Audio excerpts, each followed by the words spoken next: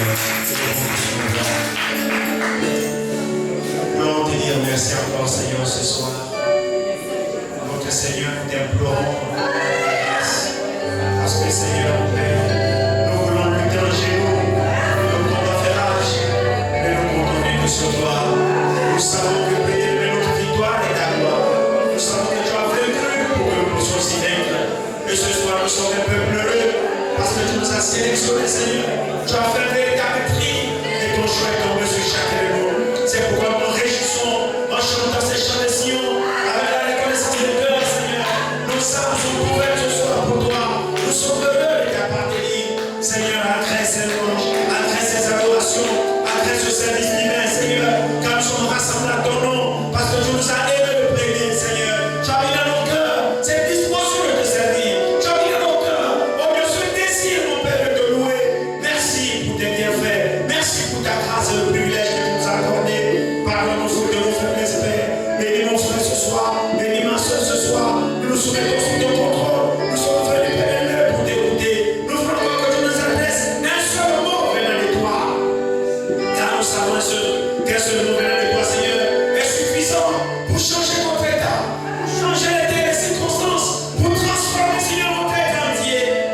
Nous soupirons à être meilleurs. Nous soupirons, Seigneur, Père, à être ce que tu veux que nous soyons. Fais-nous grâce encore ce soir. Nous te cédons maintenant la première place. Viens nous parler. Alors que ta parole va être lue, Seigneur. Nous te confessons notre incapacité, Père, de pouvoir parler. Si toi tu nous ouvres la bouche, si tu nous accordes la compréhension, nous ne saurons rien faire. Nous nous abandonnons à l'éternel ce soir. Et viens encore nous adresser sur le mot venant de toi. Nous te le demandons, Père, dans le Seigneur Jésus-Christ. Amen. Que le Seigneur nous bénisse tous. Que nous sommes debout, nous allons prendre nos Bibles dans 1 Corinthiens chapitre 10.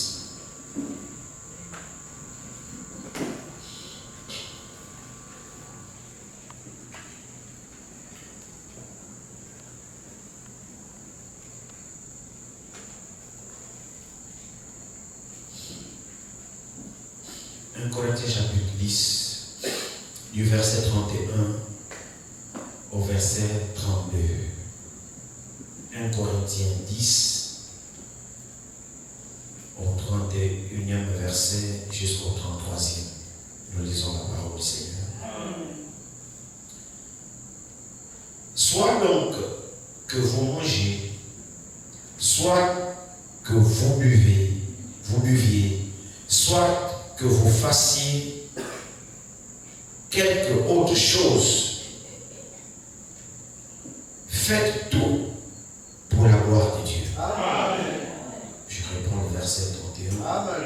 Soit donc que vous mangez, soit que vous buviez, soit que vous fassiez quelque autre chose, faites tout pour la gloire de Dieu. Amen. Ne soyez en scandale ni aux Grecs, ni aux Juifs, ni à l'Église de Dieu. Amen. De la même manière que moi aussi, je m'efforce en toutes choses de complaire à tous, Amen. Cherchant non mon avantage, mais celui du plus grand nombre, Amen. Afin qu'il soit sauvé. Amen. Que le Seigneur bénisse sa parole. Asseyez-vous. Nous allons voir ce soir ce que j'ai bien voulu intituler la vocation. La vocation. C'est l'apôtre Paul qui a écrit ce passage-là ici, alors que toute la journée j'étais dehors, je suis sorti le matin, je suis allé avec ma fille apprendre son acte de naissance parce qu'on a peur de son original. Parce qu'elle doit faire la nouvelle carte. Nous sommes allés là-bas prendre son naissance. Nous sommes allés au CEDOC. Et puis je suis resté là-bas jusqu'à 14h passées, 15h moi-même d'ailleurs. J'ai même dû oublier qu'on avait rendez-vous à la convocation au sujet du guérissement aujourd'hui le 4 au début du canal. C'est sorti comme donc vers 14 heures que je me rappelle, je dis, attends, aujourd'hui c'est le 4. Je devrais être au CEDOC, au tribunal. Je n'ai pas réussi, j'ai complètement oublié. Alors je suis rentré vers 15 heures passées, fatigué. Je n'ai pas eu le temps d'étudier ce soir, puis le matin. Et puis, je somnolais un peu, j'étais beaucoup fatigué. J'étais là au salon et j'étais en train de penser. J'ai dit, Seigneur, qu'est-ce que je dirai ce soir à ton peuple alors que je serai encore convoqué à la barre pour parler à ton peuple? Qu'est-ce que je vais leur dire? Pendant que j'étais là, j'ai prié à l'intérieur de mon cœur. Et puis, tac, j'ai une ouverture d'esprit. Et puis, quelque chose est venu, la vocation. Et quand la pensée m'est venue, vocation, frère, donne-moi mon téléphone. Quand la chose est venue, tac, vocation, tout de suite, je dis bon, vocation, c'est un mot français. Je vais voir qu'est-ce que ça veut dire vocation, avant d'aller dans les Écritures. Parce que je me suis souvenu effectivement que dans l'Écriture, il est parlé de la vocation. Alors, j'ai reçu ce mot vocation. La première pensée avant d'aller dans les Écritures, c'est d'abord aller dans le dictionnaire pour voir qu'est-ce que le mot vocation veut dire. Qu'est-ce qu'il veut que nous comprenions ce soir par vocation? Je ne sais pas, c'est comme ça qu'on reçoit ces choses-là. Alors, vocation, voilà. Qu'est-ce qu'il dit? Le dictionnaire parle de la vocation. Bon, moi je ne suis pas francophone, je suis obligé de faire les cours au dictionnaire. Vocation, qu'est-ce qu'il nous dit de la vocation ici?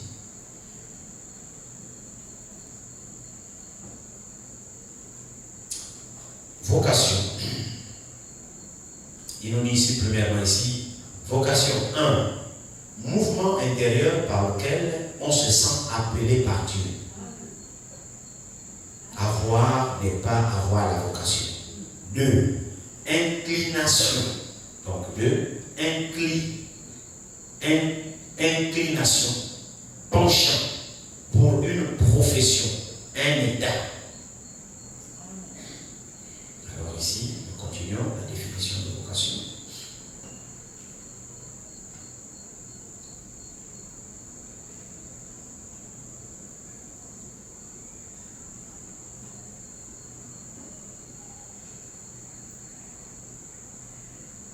Ne vous inquiétez pas, on va arriver dans les Écritures, voir qu'est-ce que c'est vocation. Alors,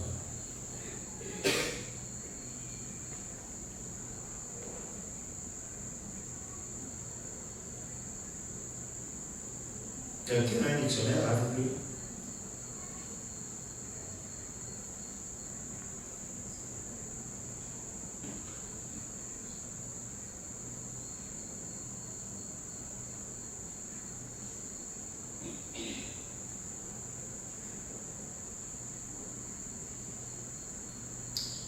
Vocation, ici,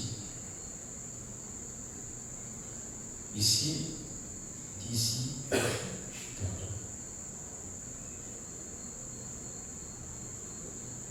Il y a beaucoup de définitions, on va lire tout ça.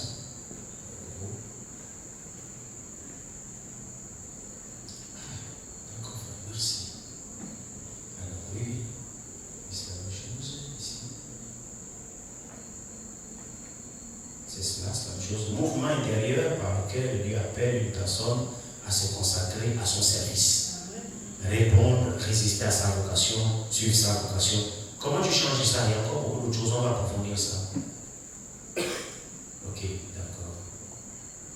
Vocation encore ici.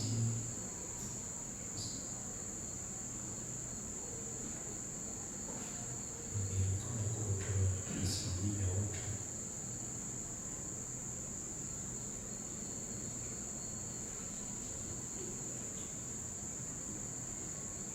Vocation d'Abraham, le choix que Dieu fit de ce patriarche pour être le père des croyants. Ça, c'est la vocation d'Abraham.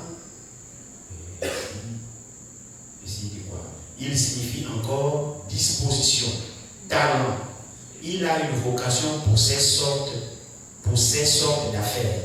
Il a une vocation décidée pour la peinture, la musique. Nous continuons.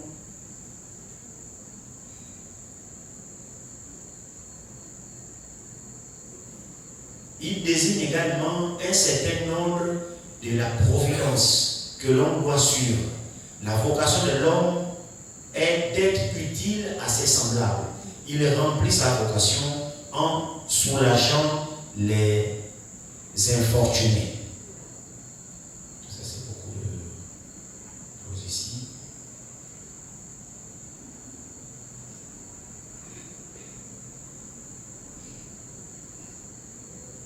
Ok.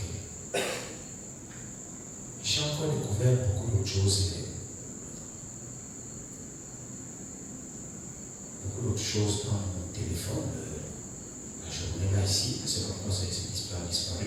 On va revenir encore un peu ici. J'ai trouvé des choses importantes, intéressantes ici. On va retrouver ça.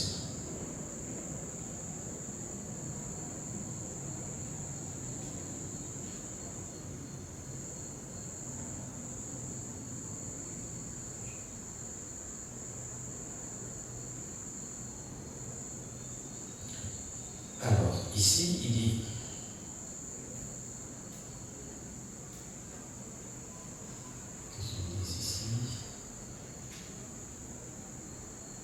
c'est quoi avoir une vocation? C'est ce qui a été dit ici.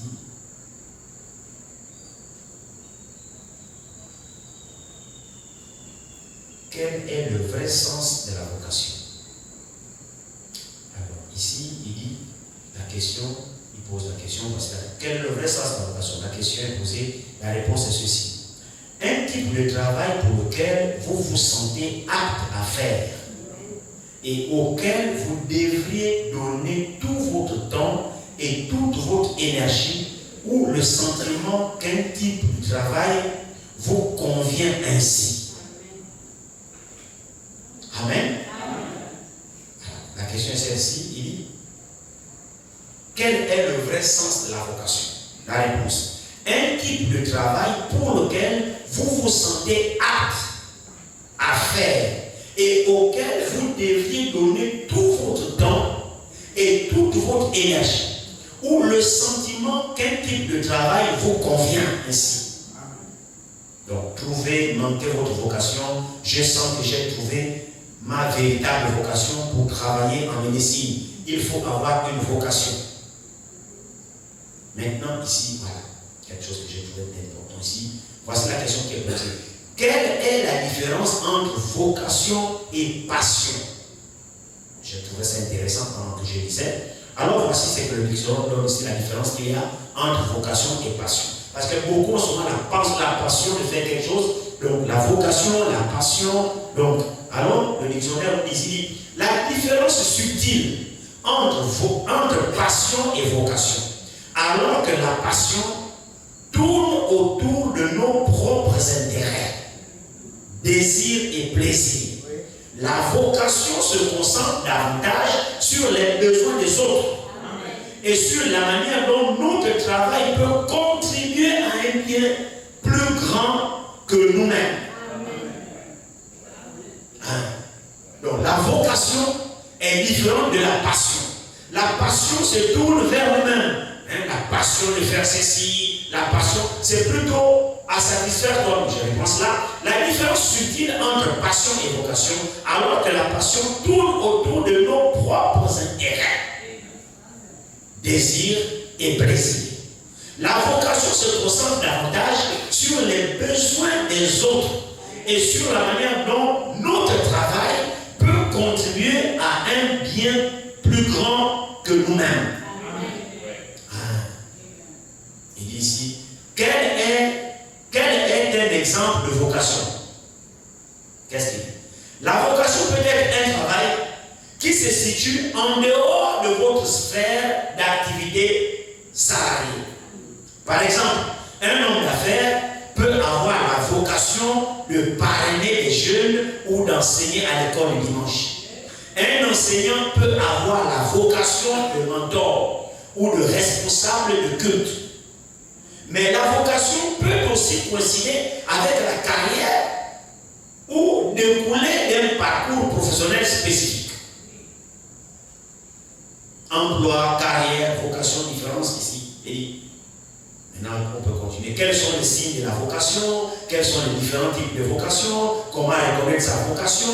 Comment se manifeste la vocation? Comment trouver sa vocation? Comment peut-on définir la vocation?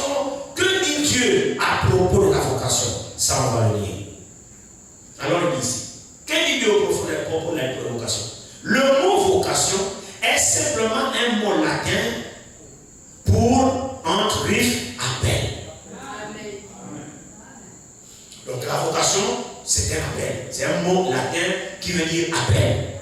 Alors il dit ici, Dieu nous appelle, s'adresse à nous personnellement par le langage de sa parole. Et nous sommes amenés à la foi. Il nous appelle également à des domaines de service. Que chacun vive seulement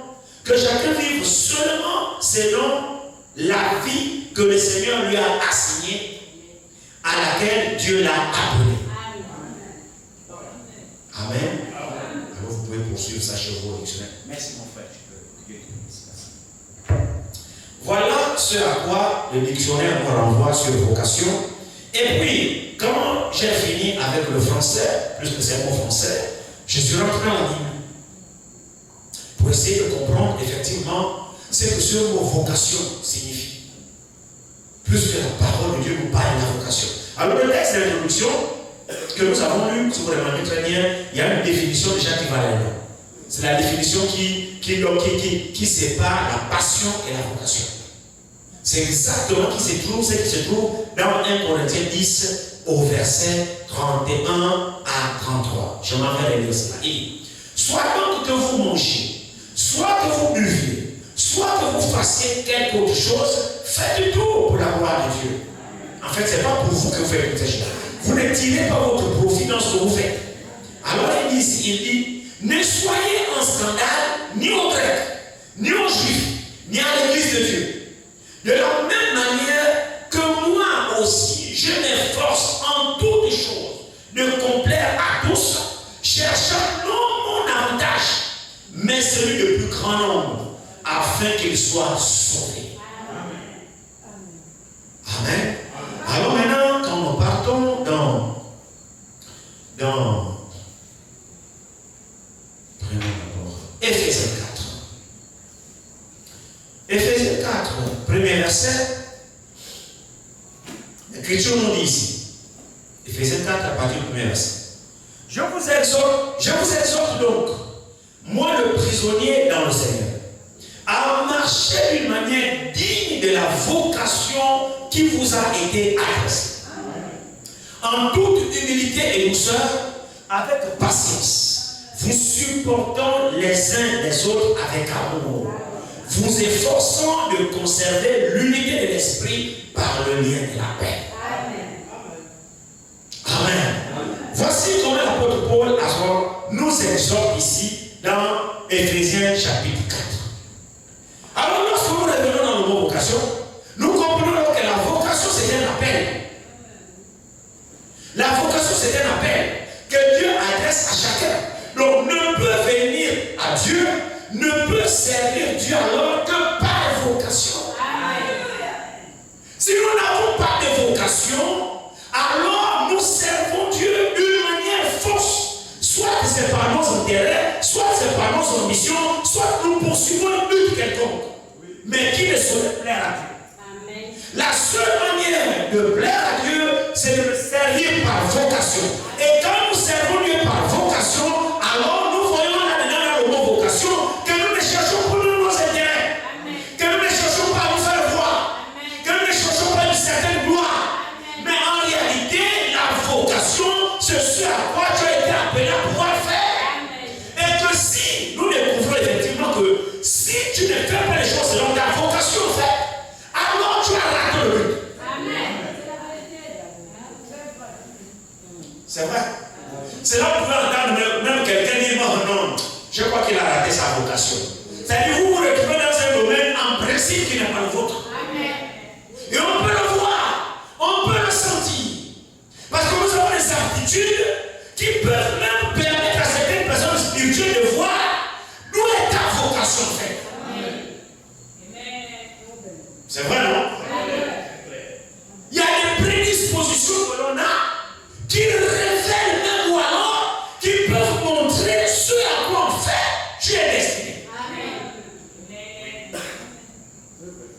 servons Dieu par vocation.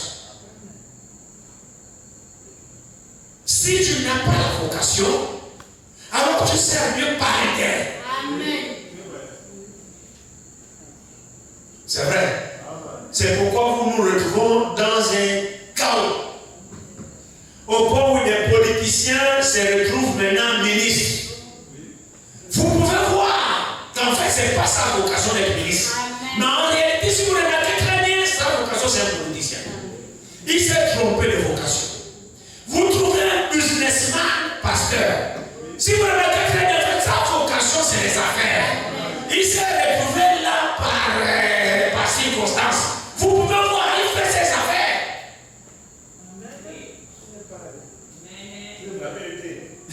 C'est ça que vous me suivez. Vous pouvez voir que les gens se retrouvent là.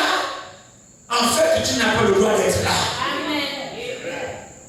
Et on peut aussi le voir. Alors, quand tu es au service dans lequel tu n'as pas été appelé, tu ne le feras jamais bien. Et les gens ne seront jamais bénis. C'est comme un enseignant qui n'a pas la vocation d'enseigner. Il se retrouve derrière le tableau avec la craie. Mais vous pouvez voir les lacunes parce qu'il a même du mal à laisser passer sur sa leçon.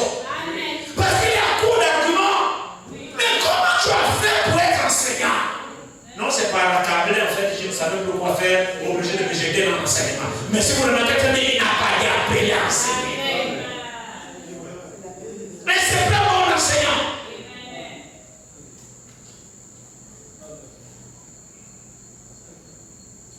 Amen. Dans tous les domaines, alors, il faut avoir été appelé. Nous découvrons alors que pour bien faire un travail, ceci est valable aussi dans le domaine naturel que dans le domaine spirituel. Dans le domaine naturel, pour bien faire un travail, vous ne pouvez faire un travail correctement et avec amour que si vous avez la vocation de le faire. Et là, vous le faites bien, vous ne vous plaignez pas. Parce qu'en fait, c'est votre domaine. Vous vous sentez bien là-dedans. Vous prenez même du plaisir à recevoir les ordres de la part de votre patron. Parce que c'est votre domaine. Vous aviez des prédispositions à faire ce travail. Et vous le faites bien.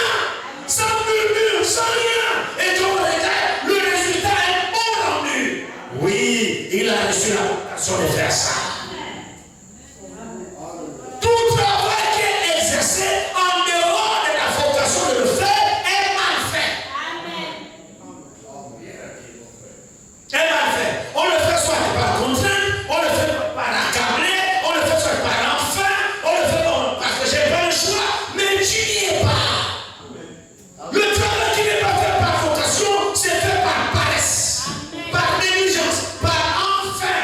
En fait, tu as été parachuté là parce que tu ne sais plus quoi d'autre faire. Et là, tu ne le feras jamais bien.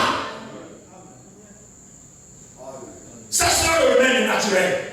Alors, c'est valable également dans le domaine spirituel. Alors, l'apôtre Paul nous dit ici, dans 1 Corinthiens 4, dans Éphésiens 4, autant pour moi. Regardez très bien. Je vous exhorte donc, moi le prisonnier dans le Seigneur, à marcher d'une manière digne de la vocation qui vous a été adressée. Alors chacun va pouvoir comprendre, est-ce que tu as reçu un appel de la part de Dieu?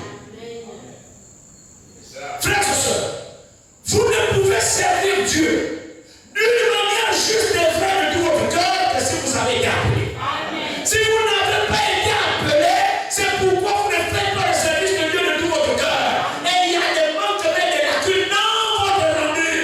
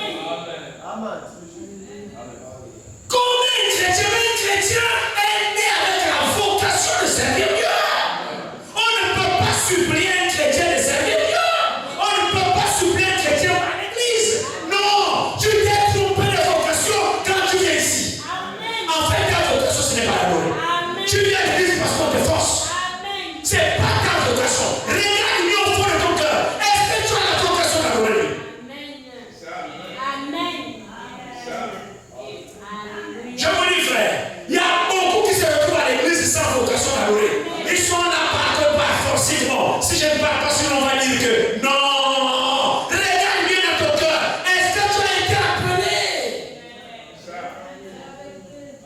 Frère, ne jouons pas avec les choses de Dieu. On sert par vocation. Ce n'est pas par l'intérêt. Ne cherche pas l'argent. Ne cherche pas l'amour. Ne cherche pas la popularité. C'est par vocation. Tu es obligé de faire ça parce que tu es né pour ça. Et si tu ne le fais pas, tu ne le fais pas bien. La vocation. La seule manière de bien faire un service, que si en vous, vous avez la vocation de ça, c'est-à-dire que vous sentez au-delà de vous que c'est ça que vous voulez faire. Même quand vous orientez les enfants après leurs études, ainsi de suite, pour faire une formation spécifique, n'imposez pas votre enfant. Demandez à l'enfant, tu te sens conduit à faire quelle formation? Tu as quoi dedans de toi? Il y a quelle vocation? Tu ressens le désir de faire quoi? Chacun a un désir.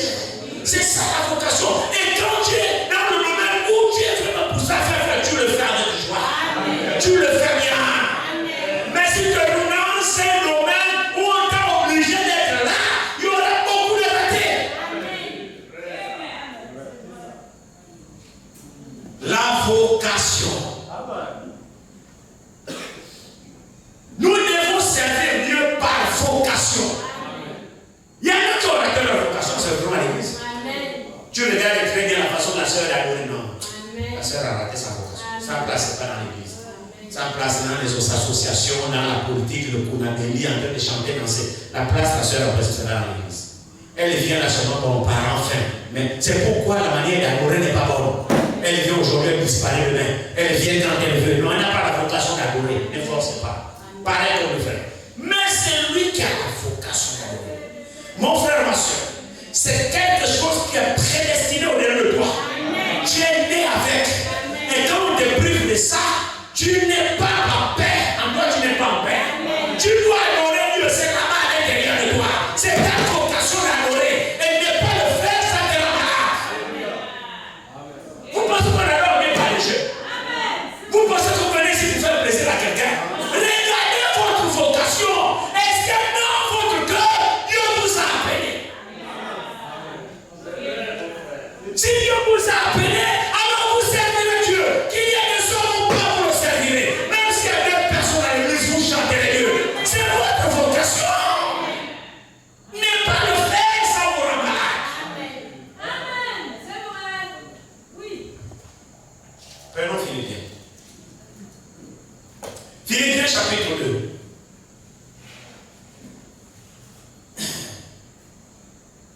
Philippiens chapitre 2, on dit quelque chose ici. Ici, il dit. Commençons à partir du verset 8, Philippiens 2.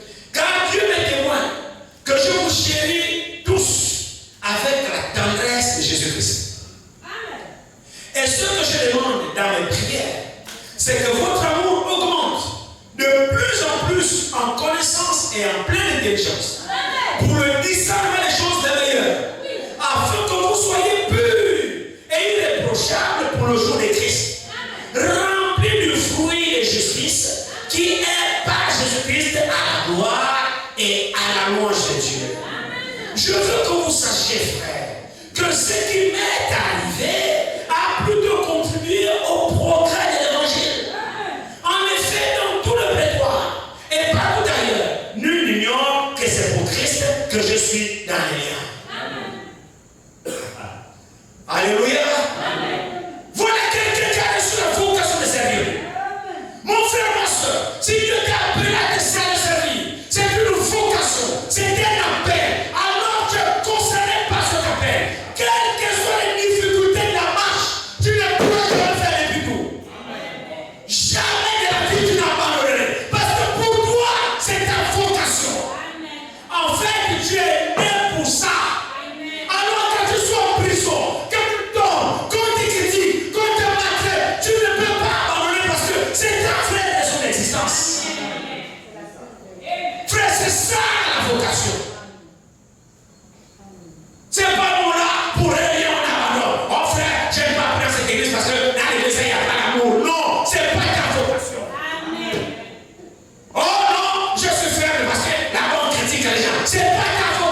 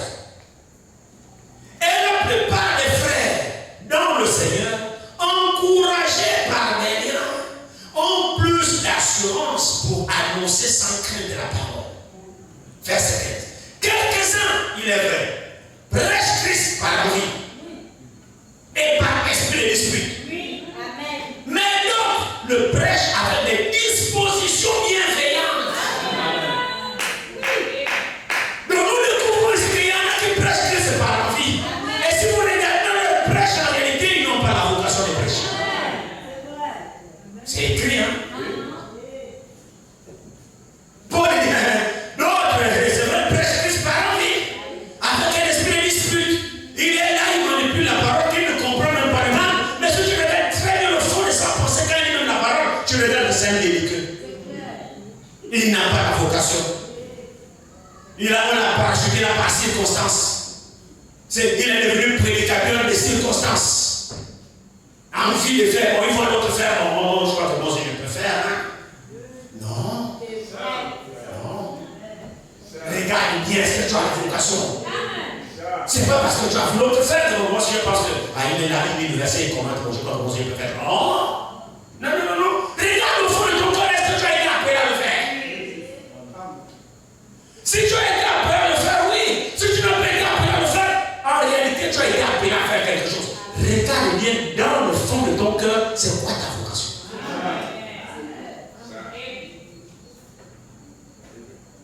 Paul dit sur verset 14.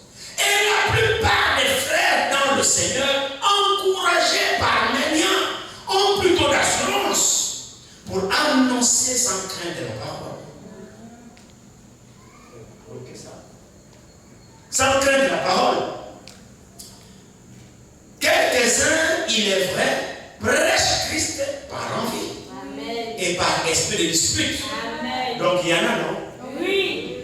Est-ce qu'il y en a, il y a des gens comme ça? Amen. Frère, c'est écrit. Hein? Oui. Paul a constaté la plupart des frères, la plupart des ministres, quand Paul ne regarde pas, non, c'est par envie qu'il est. Il cherche seulement à discuter. C'est un bagarreur, c'est un discuteur, c'est. Tu le regardes bien, il est même suspect. Quelques-uns, il est vrai, prêchent Christ par envie. Frère, ne servons pas Christ par envie. C'est-à-dire par envie des autres.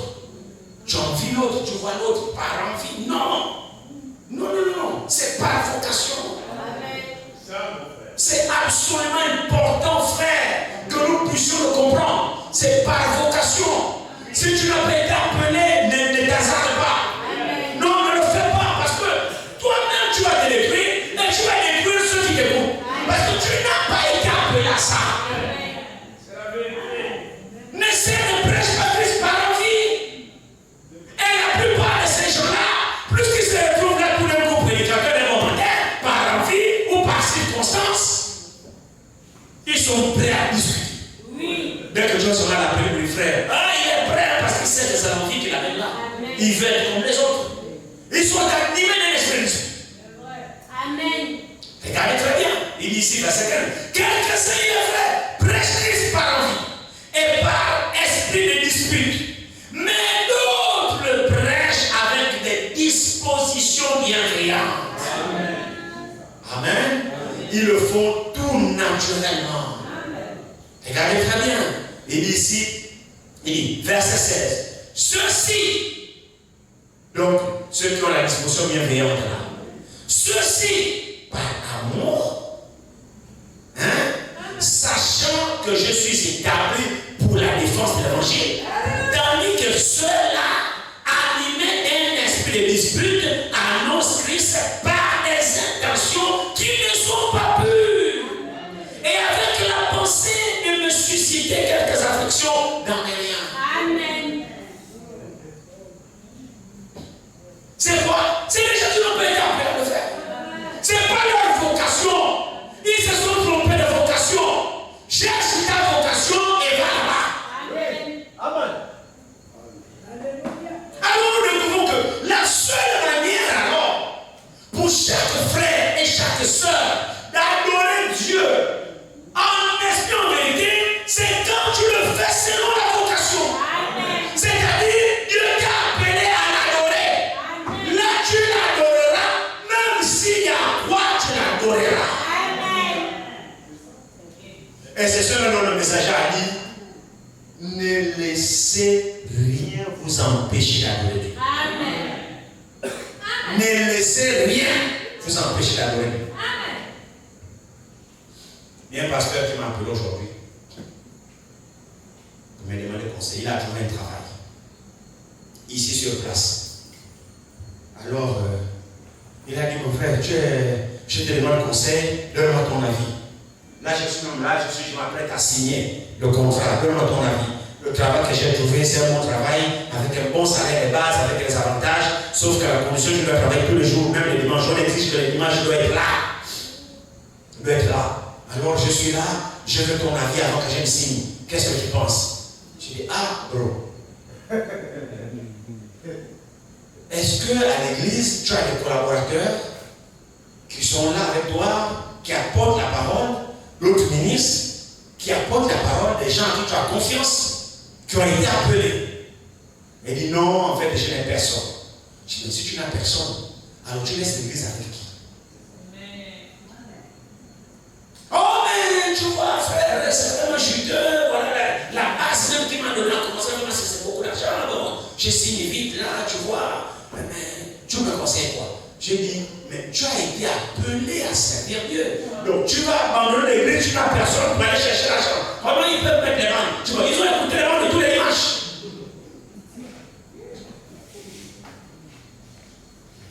Prenez l'interrogation. Frère, nous prêchons l'évangile par vocation. C'est même pas pour l'argent. Non. En fait, c'est pas pour un motif quelconque.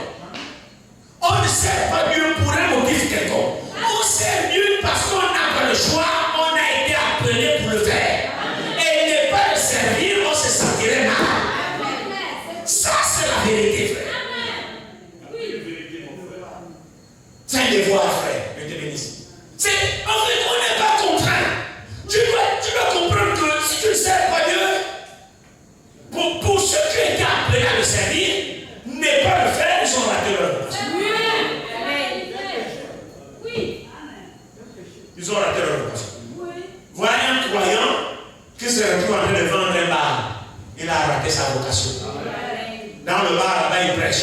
Quand tu arrives pour prêcher la bière qu'il vend, il te prend si des capsules, il te donne. Non, c'est pas bien. Bon, très bien. Bon, tu me vends la boisson, la musique, le volume, à fond la caisse. Tu vends la boisson et tu parles de Dieu.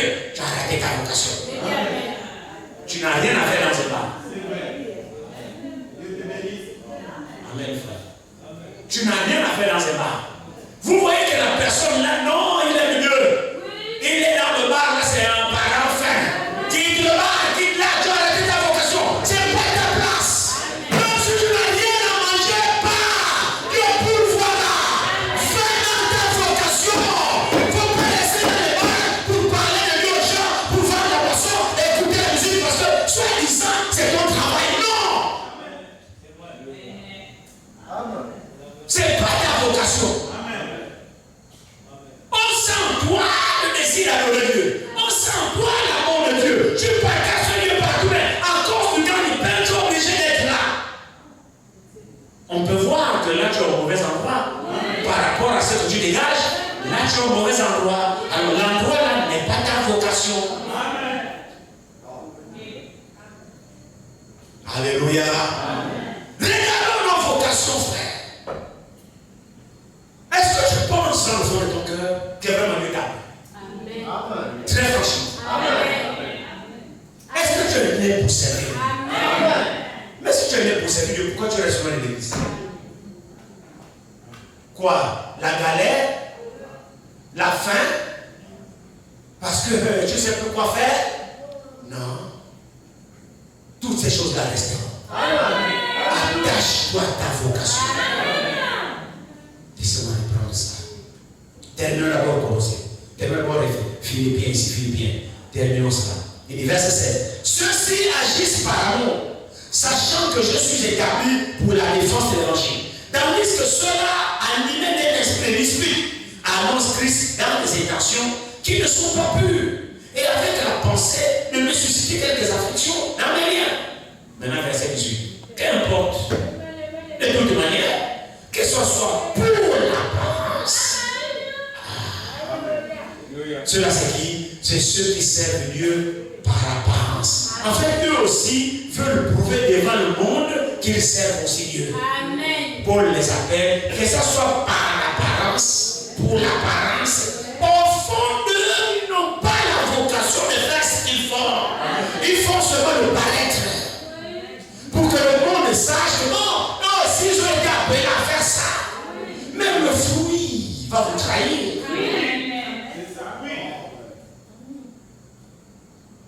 Le fruit va vous trahir. Il dit, qu'importe, de toute manière, que ce soit pour l'apparence. Ceux qui veulent jouer avec le paraître, on doit vous forcer. Sœurs, habillez-vous bien. Ne vous faites pas comme ceci. On ne fait pas l'apparence. Mais à l'intérieur de toi, tu n'es pas convaincu de ce qu'on te dit. Tu fais l'apparence à l'église. Quand les bien-aimés ne sont pas là, tu manifestes ta vraie vocation. En fait, ta véritable vocation, c'est d'être païen. Amen. Amen. Je sais pas comment vous me suivez. Hein? Ta vraie vocation, c'est d'être païen. Amen. Tu te retrouves là, tu t'es trompé la moi. En fait, tu regardes bien dans ton cœur là-bas. Vous vous souvenez, non? La définition de vocation. Donc, la différence qu'il y a entre passion et vocation. La passion, ça tend vers toi, vers soi, pour satisfaire ton propre désir. Tes passions, tes désirs, tes envies, c'est ça la passion qui est différente de la vocation. Or, la vocation tend à rendre service aux autres qui ne te profitent pas de toi. Amen. C'est ça la vocation. C'est-à-dire que tu es amené à faire des choses pour celui qui t'a donné la vocation de faire ces choses. Que ces choses te profitent ou pas, ce n'est pas ton problème. Tu n'as pas choisi d'être cela.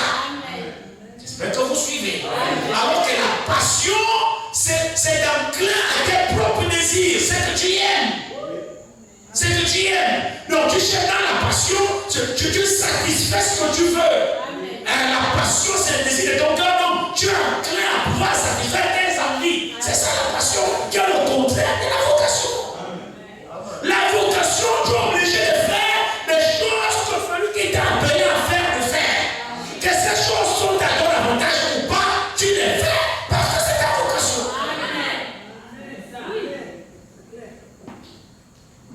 Et c'est là où vous voyez, on se retrouve, on est obligé de faire ça, ne fais pas ça, ne fais pas ça, ne marche pas comme ça, ne fais comme ça, non, parce que c'est sa passion, c'est pas sa vocation. Parce que quand les choses sont dans ta vocation, tu le fais volontiers. Tu sais qu'en principe, c'est ce que tu es censé être.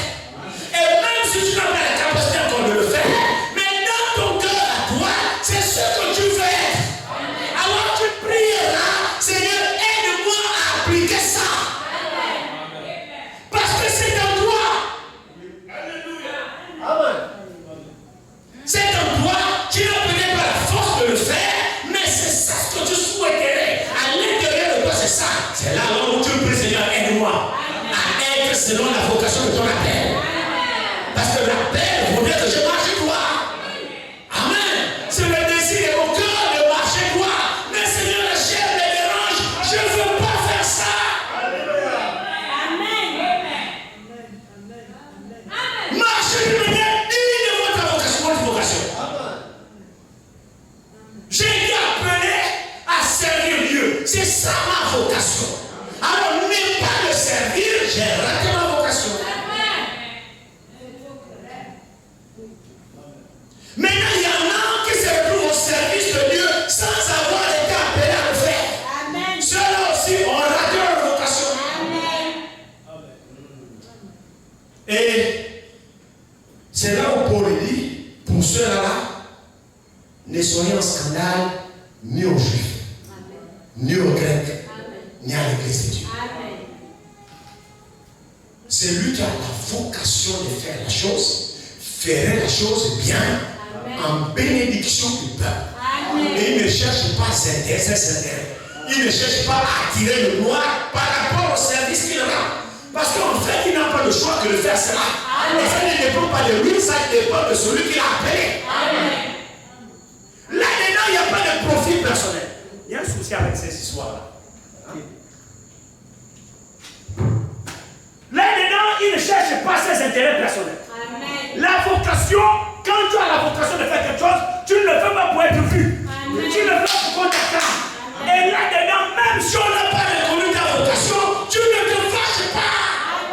Il n'y a pas de bagarre là-dedans. Oh non, moi non. Quand il y a des combats, il y a quelqu'un qui est faux.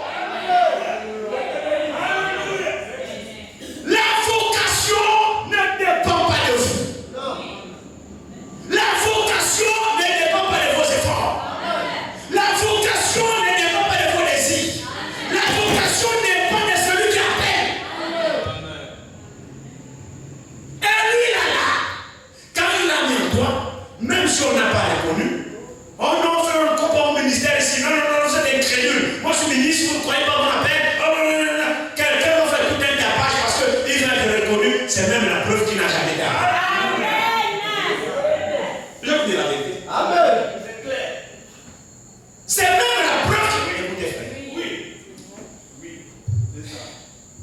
Si Dieu vous a appelé,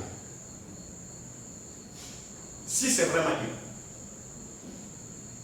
qui peut combattre contre lui? Si Dieu vous a appelé, vous l'a prédestiné à une tâche, qui peut combattre contre lui?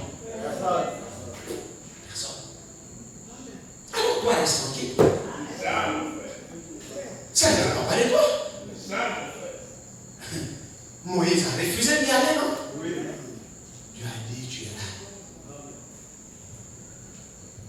Non, mais Seigneur, ils sont un peu incrédules. Je dis, je suis là avec toi. Oui, c'est-à-dire que Quand Dieu a prédestiné une soeur, un frère à l'adorer, il n'y a pas assez de démons sur la terre pour l'empêcher d'adorer.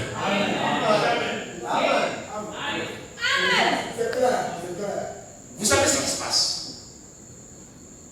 Je parcours le dictionnaire, je crois que approfondissez ce mot-là chez vos vocations. Vous allez voir. La vocation de faire quelque chose est liée à la prédestination de ton existence.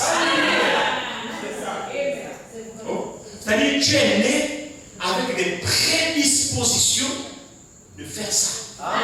Tu ne peux pas faire autrement. Maintenant, ne pas faire ça, tu te retrouves ailleurs, tu as raté ta vocation. Et là où tu te retrouves là-bas, tu te retrouves là par défaut. c'est juste. Tu te retrouves à faire ce que tu dois faire par défaut. Sinon, normalement, non. Tu dois faire autre chose. Amen. Vous trouvez le prédicateur derrière la chair? Si tu regardes très bien, en fait, c'est un bon politicien. Tu regardes, tu dis non, il a raté sa vocation. Sa place, c'est au PDG. Il n'a rien à faire ici. En fait, c'est un PDGiste. Mais c'est mon original, mon Renault originel, ou mon original, mon Renault, je ne sais rien. C'est un politicien pour il n'a rien à faire ici. Et vous voyez là, c'est vrai, la politique, il fait quoi ici? Ici, on a besoin de la politique. Amen. Non. Vous voyez quelqu'un. En fait, lui, sa vocation, c'est d'être commerçant. Sa vocation. Et tu le vois, il vient à l'église, passer des gâteaux ici, il vend des jus. Frère, il y a des jus à la sortie de l'église. Non, frère, tu es un commerçant. Vends ça ailleurs, pas ici.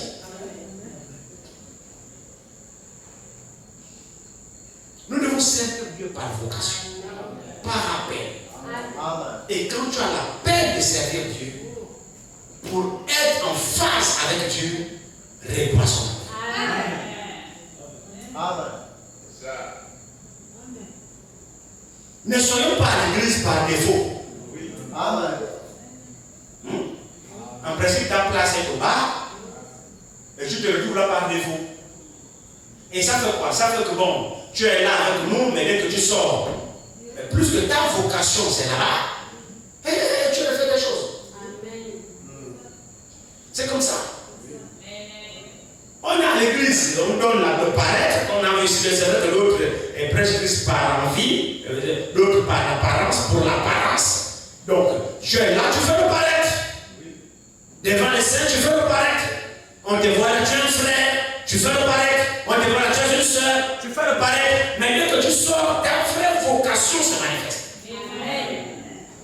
Amen. Pour les soeurs, je vais mettre des décorations. Tu te fardes le visage, tu branches, tu rallonges les sourcils, c'est vos histoires que vous collez là, tu deviens maintenant long comme ça, tu mets des crayons de beauté. Hein? Les soeurs, tu vois ça? Les soeurs. Crayons de beauté, tu badigeonnes les lèvres, hein? Tu rases un peu les sourcils qui dérangent ici, tu pars raser, tu remplaces avec le crayon, tu fais ceci. Oui, d'accord, c'est ta vocation. On sait voir, nous autres. On sait voir. Tu as des difficultés naturelles.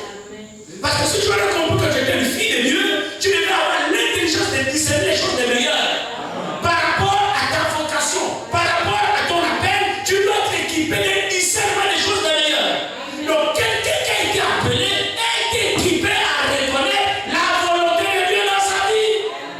Mais c'est sûr ça. Si tu as été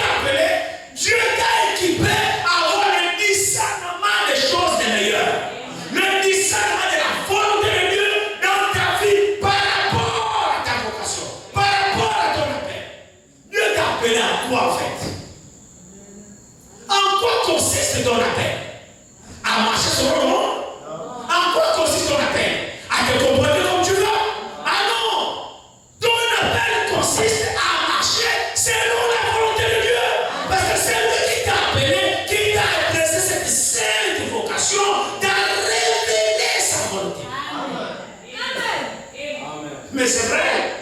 Donc la vocation qui est l'appel de Dieu en faveur de la soeur, du frère, ce Dieu doit te révéler ce qu'il attend de toi.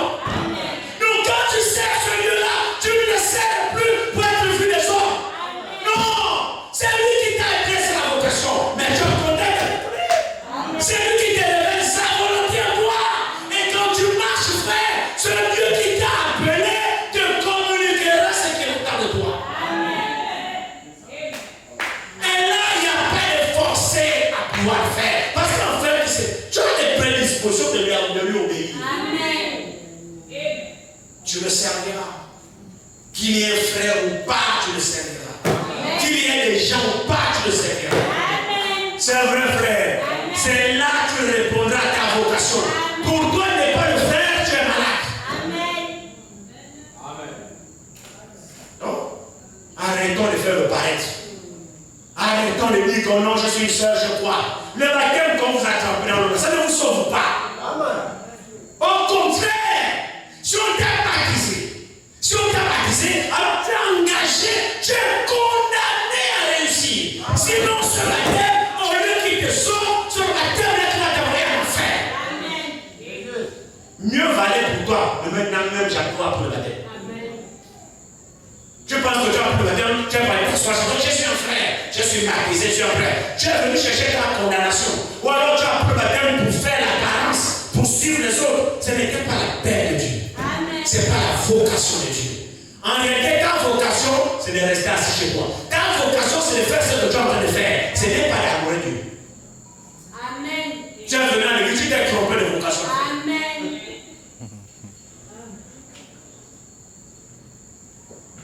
La vocation. La seule chose que nous pouvons se rendre, en fait, la seule manière de servir Dieu d'une manière vraie et pure, sans bacard, sans forcer, sans esprit, c'est seulement la vocation. Je vous dis, c'est seulement par vocation. En fait, tu te rends compte que tu es né pour ça. Et ne pas le faire, c'est là même où tu pêches. C'est-à-dire qu'à un moment donné, on doit plus forcer à quelqu'un quoi que ce soit. Chacun doit reconnaître quelle est sa vocation. Quelle est ta raison de venir dans ce monde? Tu sers à quoi?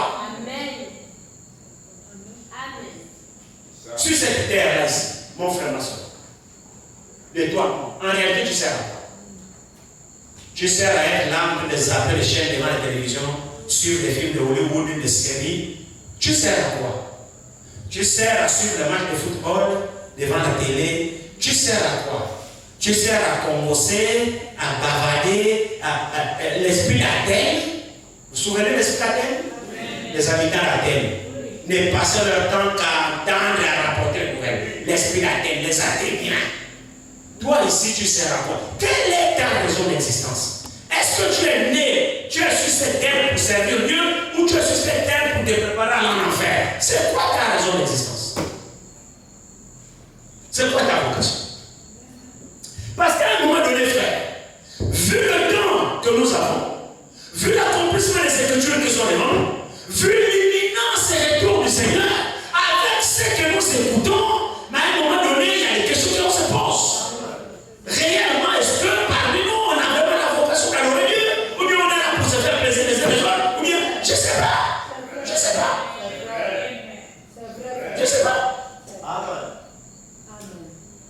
Vu le temps, vu le moment, je crois que c'est le temps maintenant où chaque vocation doit maintenant se manifester. Amen. C'est maintenant où le Fils de Dieu montre que non, je suis né pour être Fils de Dieu. C'est maintenant où le Fils de Dieu montre que non, je suis né pour être Fille de Dieu. La vocation maintenant, c'est le temps que ta vocation maintenant se mette en mouvement. Que tu dois prouver que non. En réalité, voilà pourquoi je vis. Avant l'heure de l'église, tu es déjà là. Parce que tu as compris que tu es né pour adorer. C'est la vérité que je vous dis, frère. On sert Dieu par vocation, par la paix. C'est parce qu'on fait la fête. Quand tu n'es pas venu, à un moment donné. Regardez. Lisons encore quelques écritures ici. Prenons Philippiens 1. On a déjà lu Philippiens 1. On a lu Philippiens 4. Non, on a déjà lu Philippiens 1. On a lu, non? Oui, on a lu Philippiens 1. On va aussi prendre, j'ai noté quelques passages ici. On a lu Philippiens 1, on a lu Philippiens 4, non? On a lu Philippiens 3 aussi. On n'a pas encore lu Philippiens 3. 10. Hein? On a lu Philippiens 4, non? Non. Ah non, on a lu Ephésiens 4. D'accord. C'est moi qui lis mal mes notes. On a lu Philippiens 1, on a lu Ephésiens 4. On a lu Philippiens 3? Non. Prenons Philippiens 3. Philippiens 3, j'ai noté quelque chose ici. Philippiens 3 ici. Philippiens 3, commençons au verset 10 de Philippiens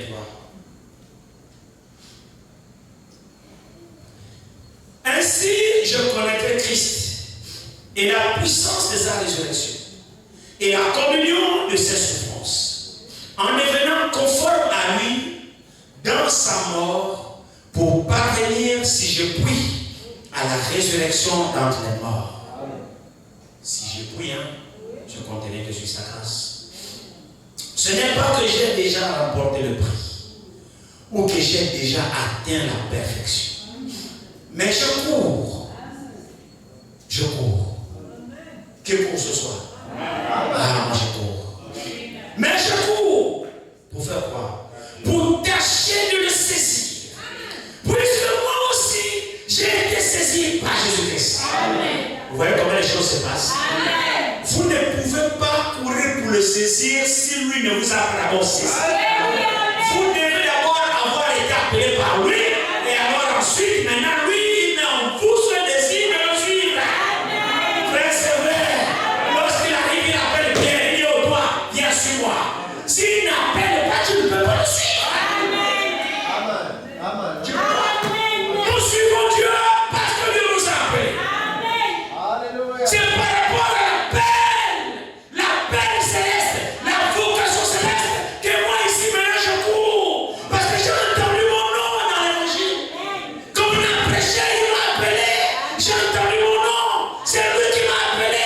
Je ne fais que répondre à son appel. Alors je cours vers mon appel, ma vocation céleste. C'est lui qui m'a d'abord appelé. S'il ne m'a pas appelé, je n'ai aucun moyen de le suivre.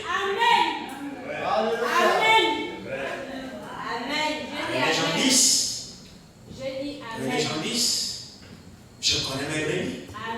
Mes brebis me connaissent. Je les appelle toutes par leur nom. C'est vrai, non? Je les appelle toutes par leur nom.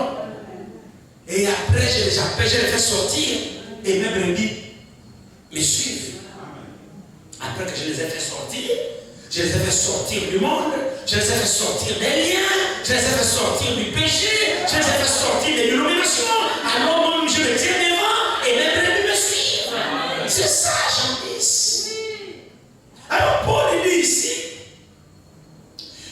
dit ici, il dit, vraiment le verset 12, il dit, ce n'est pas que j'ai déjà remporté le prix ou que j'ai déjà atteint la perfection, mais je cours pour tâcher de le saisir. Puisque moi aussi j'ai été saisi par Jésus-Christ. Frère, je ne pense pas l'avoir saisi, mais je fais une chose. Oublions ce qui est en arrière et me portons vers ce qui est devant. Amen. Ceux-là, c'est ceux qui ont été appelés qui peuvent faire ça. Il dit ici, verset 14, je cours vers le but.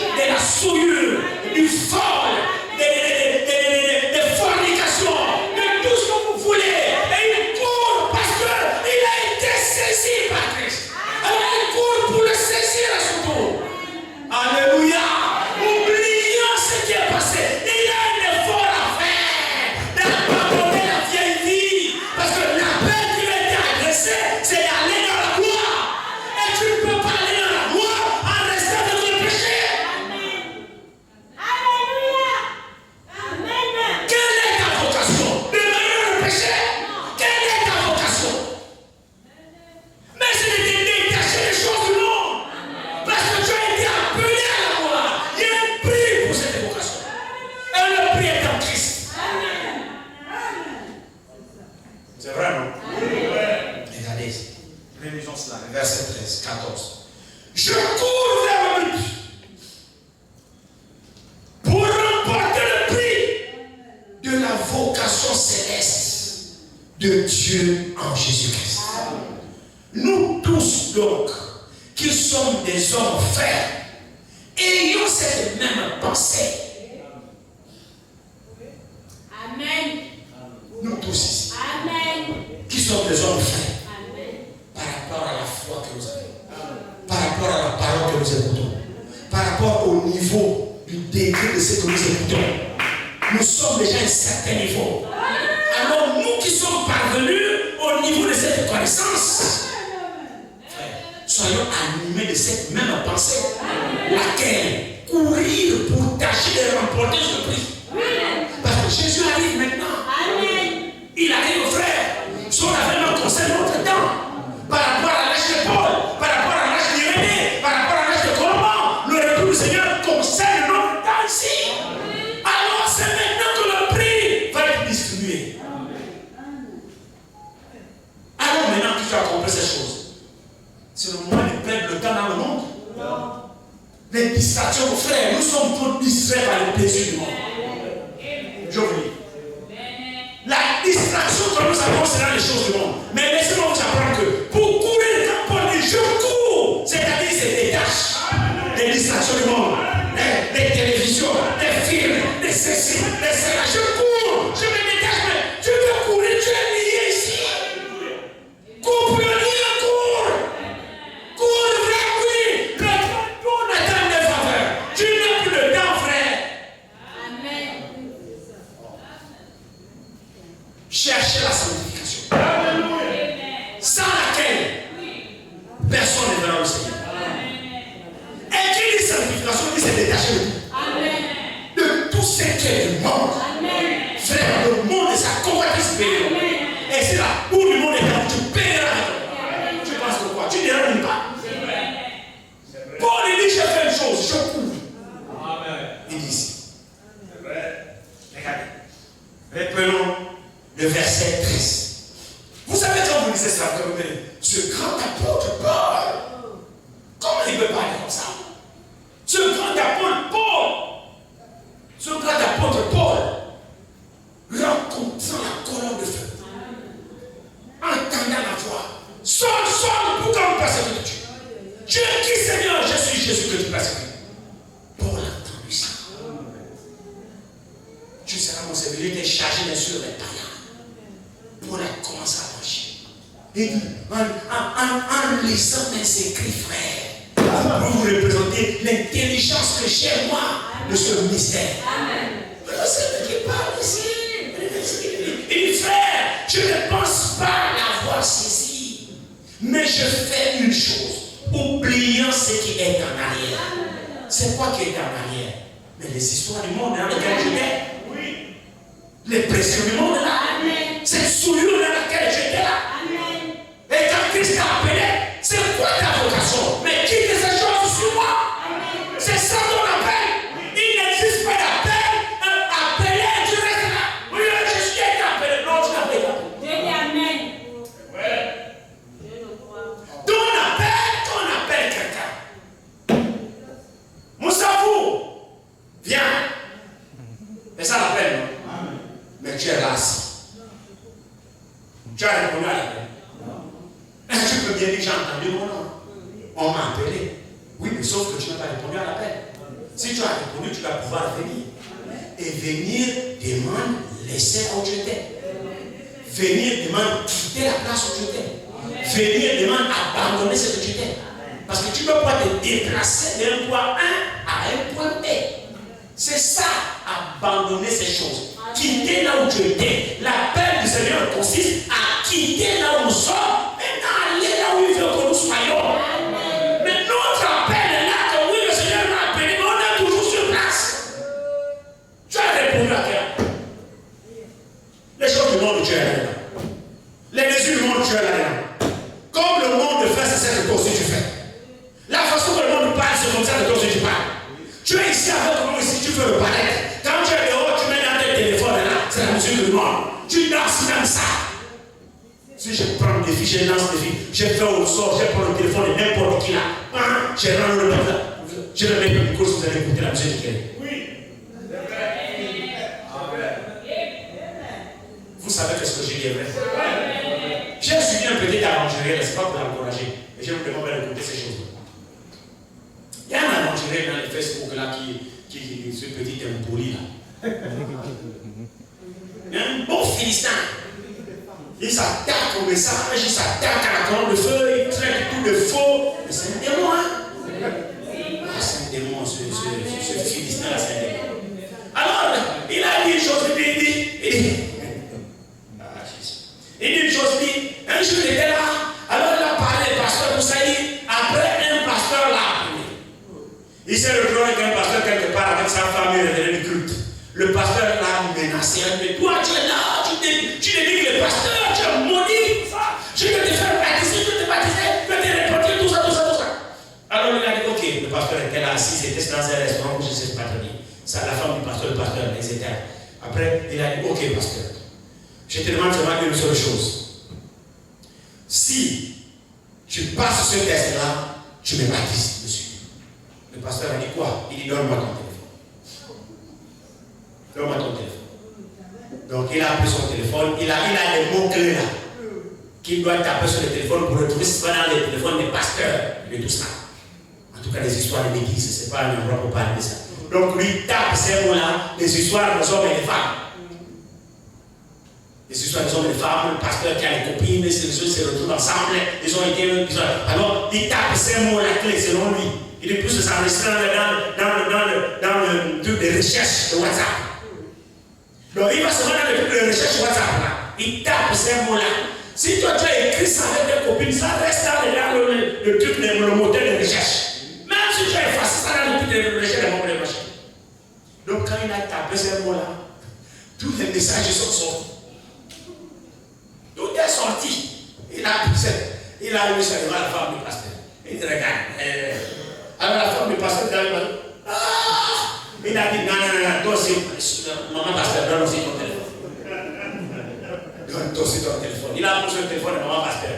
Il a tapé le même mot, pareil. Alors dans le fast-food là, monsieur, madame, bien allé tout. Bien allé. C'est pour dire que dans mon téléphone là, il y a des choses là. Or, quand nous avons été appelés par le Seigneur à sortir, on a quitté ces choses. On a quitté ces choses, frère. L'appel à sortir, c'est ça. C'est-à-dire, c'est quitter le monde, quitter les choses du monde, quitter les désirs du monde, quitter la vie du monde, quitter les plaisirs du monde. Il n'y a rien du monde avec nous. On doit tout faire pour couper les ponts avec le monde. Tu dois être en mesure de prendre ton téléphone, tu dis prends fouille. Oui. On doit être en mesure de faire ça. Si mon téléphone fouille, tu me trouveras que du monde est là. La musique du monde, il n'y a pas là. Les films bizarres, il n'y a pas là. Les choses bizarres, il n'y a pas là. Non. Si tu as quelque chose à trouver dans mon téléphone, c'est la parole de Dieu. Amen. Mais c'est vrai. C'est vrai. C'est qu'on est là dans les téléphones. Il y a des histoires dans les téléphones. Prenez les téléphones des enfants, là, vous allez voir. Prenez ça. Vous allez voir ce qu'il y a. Mais on est là dans l'église, on fait le palette. Est-ce que vous êtes trompé de vocation? Est-ce que votre vocation en réalité c'est d'être dans le monde? Ou bien c'est d'être chrétien? C'est quoi votre vocation? Alors Paul dit ici, il dit, frère, je ne pense pas l'avoir saisi, mais je fais une chose, oubliant ce qui est en arrière et me portant vers ce qui est en avant, je cours vers le but pour remporter le prix de la vocation céleste de Dieu en Jésus-Christ. Amen. Amen. Nous tous donc, qui sommes des hommes frères, ayons cette même pensée. C'est-à-dire la pensée de se parfaire. La pensée de quitter les choses du monde. La pensée de courir pour saisir notre appel, notre vocation céleste. C'est les sentiments maintenant qui doivent nous animer. C'est plus les histoires du monde.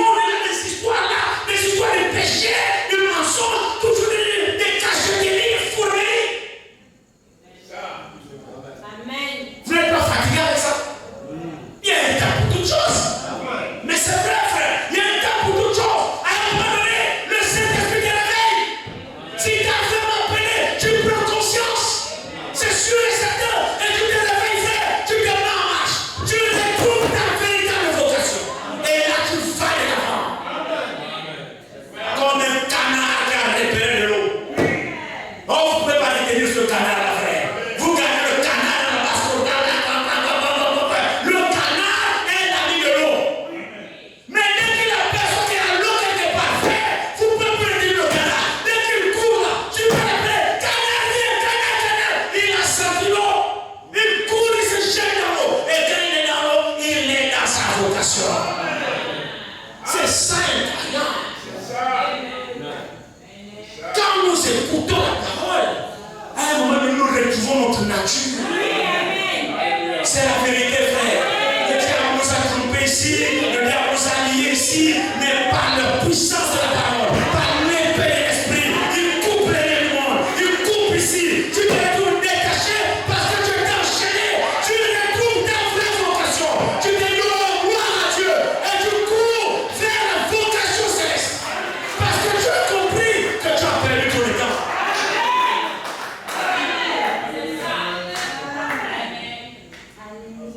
Amen. Lisons encore quelques versets. Oh là là, le temps est fini. Bon, écoutez, on va. Prenons 2 Pierre 1:10 et puis nous allons partir.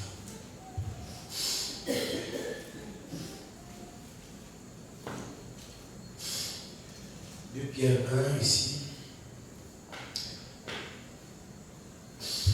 2 Pierre 1. Alors, nous allons commencer à partir du verset 5 de 2 Pierre 1 à partir du verset 5. À cause de cela même, faites tous vos efforts pour joindre à votre foi la vertu. À la vertu, la connaissance. À la connaissance, la maîtrise de soi. À la maîtrise de soi, la patience. À la patience, la piété. À la piété, l'amitié fraternelle. À l'amitié fraternelle, l'amour. Car si ces choses sont en vous et ils sont avec abondance, elles ne vous laisseront point oisifs ni stériles pour la connaissance de notre Seigneur Jésus-Christ. Mais celui en qui ces choses ne sont point est aveugle. Il ne voit pas de loin. Et il a mis en oubli la purification de ses anciens péchés. Verset 10. C'est pourquoi, frère, appliquez-vous d'autant plus à affermir votre vocation et votre élection. Car en faisant cela, vous ne blanchirez jamais.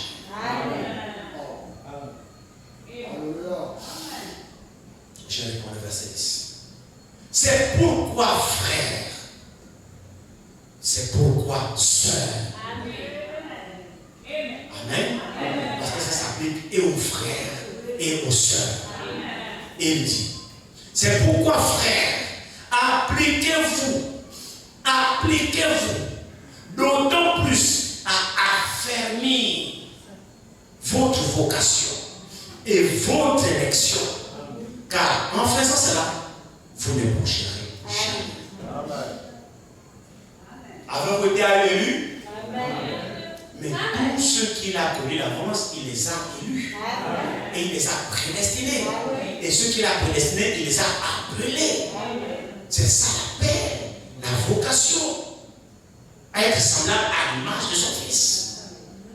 Appliquons-nous à affermir notre vocation. Séparons de tout ce qu'il y a du monde. Coupons les poids avec les plaisirs du monde. Il y a beaucoup de passages, nous verrons comment nous serons conduits prochainement s'il faut qu'on revienne. Vous savez, tout ce que vous faites, en acte, en pensée ou en parole, faites tout au nom de Jésus-Christ. Et maintenant le messager dit. Le messager dit ceci. Si tu ne peux pas boire une bière au nom de Jésus-Christ, ne la bois pas. Si tu ne peux pas être assis devant la télévision, puisque Jésus-Christ est avec nous, non? Est-ce qu'il est avec nous? Il est Emmanuel, non? Je serai avec vous et même en vous, non? Ok, tu as Jésus-Christ en toi. Il est l'Esprit de Dieu.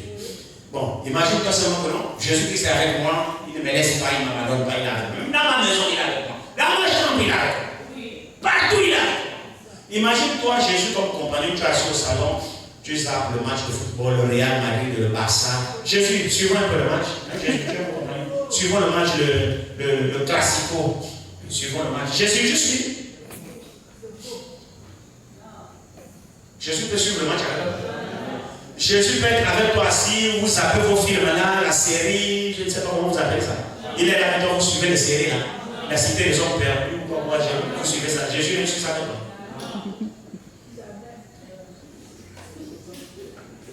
Donc, ce que tu sais que Jésus ne peut pas faire avec toi, ne le fais pas. Amen. C'est ça. Ce que tu sais que Jésus ne peut pas faire avec toi, ne le fais pas. Hein? C'est tout. Que Dieu vous bénisse.